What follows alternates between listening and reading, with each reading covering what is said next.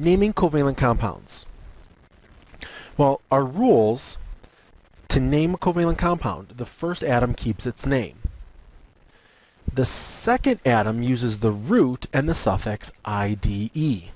So if you notice, this part, these first two, are the same as naming ionic compounds. Here's where the slight difference comes in. Covalent compounds are going to use prefixes to indicate the number of atoms in the compound.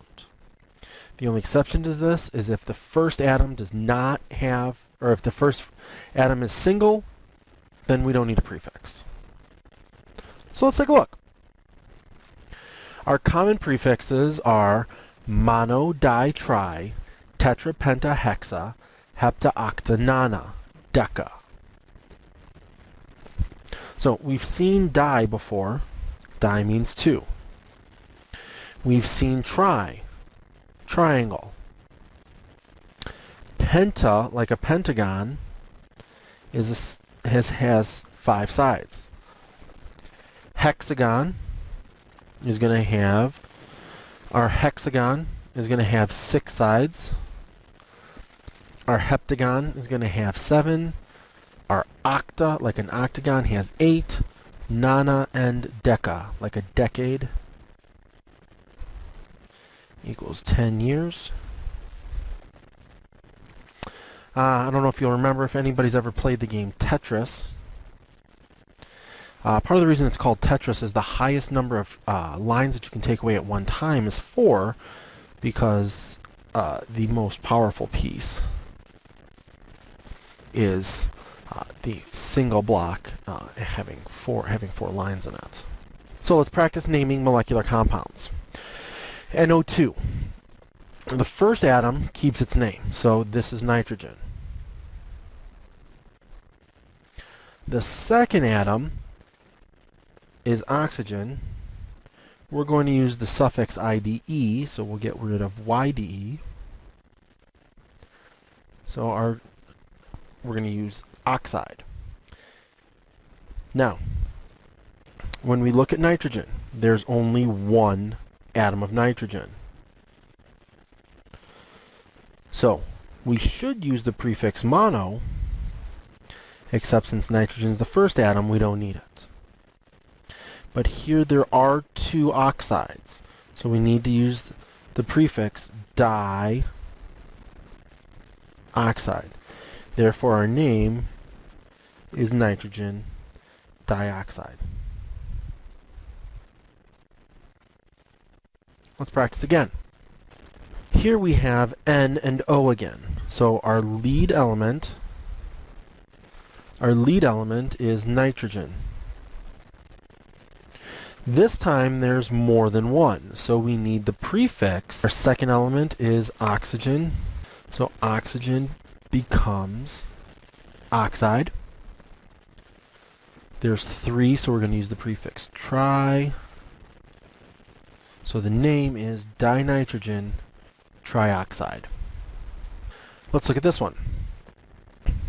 Our first element is phosphorus, so it keeps its name, PHOSPHOROUS.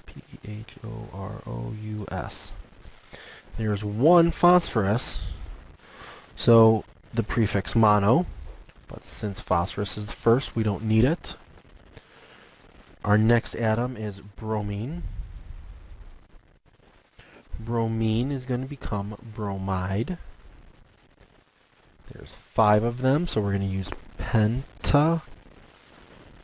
So the name is phosphorus pentabromide. Fluorine. Again, fluorine is going to keep its name.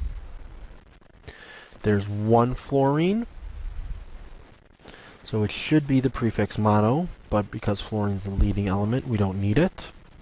And we have bromine. Bromine becomes bromide. And there's also 1 bromine. But since bromine's not the first element, we have to keep mono bromide. Let's work the other way.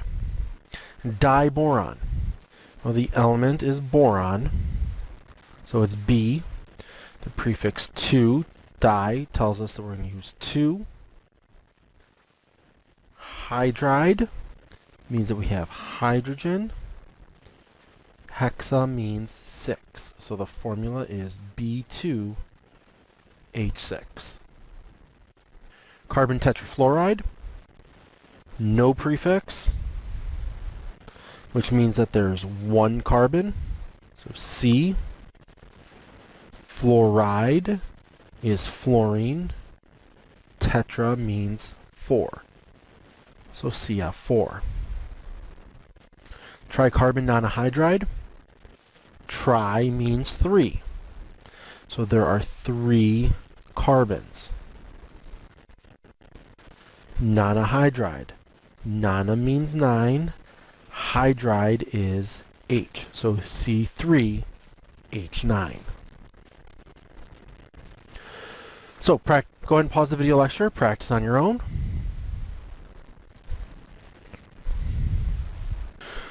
We have boron trifluoride, diphosphorus pentoxide, carbon dioxide, dinitrogen tetraoxide, N2O3, NF3, and ClO2.